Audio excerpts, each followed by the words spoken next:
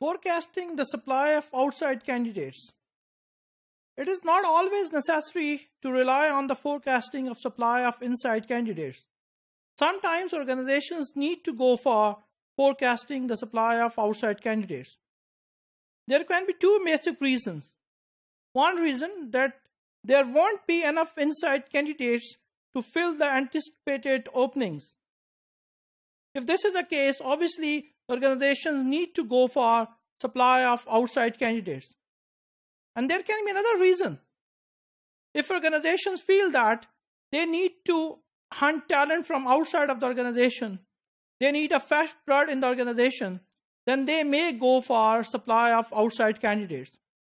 In this case, they have to judge that what kind of workforce is available outside of the organization. Forecasting HR supply depends first on the manager's own sense of what's happening in his or her industry and local market. This is very similar to the managerial judgment.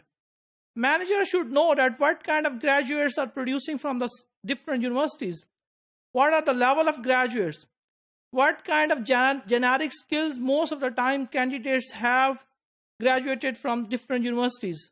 So that managerial judgment is quite helpful in forecasting the supply of outside candidates.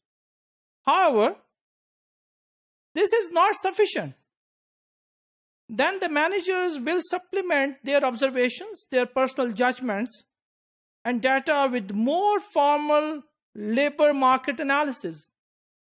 Now it is interesting that what kind of formal labor market analysis can be helpful in forecasting the supply of outside candidates. You already know about pestle factors. Identification of pestle factors can be helpful in determining the supply of outside candidates. Pestle factor, called as political factors, economic factors, social factors, technological factors, environmental factors, and legal factors. These factors are quite helpful in determining the supply of outside candidates. But these are not sufficient. There is also a use of environmental analysis data. What include in environmental analysis data? First of all, it's a census. There are surveys of Bureau of Statistics. There are different outlook reports by different companies and by the government. These surveys are quite helpful to know that how many graduates in the different professions are graduated from the universities. What is the quality of the graduate? When they are graduating. Then there are also employers association. For example, if you want to hire a human resource management professional, there is a human resource development network which can help you to give some data that how many human resource professionals are producing from different universities and what are the level of their generic skills. Similarly, there are trade journals from different chambers of commerce. There are also the research media which publish different reports on the supply of the outside candidates. And there are information on competitors, that what your competitors are hiring, what are the quality of graduate they are hiring, how they are performing. These informations are quite helpful in determining the supply of outside candidates.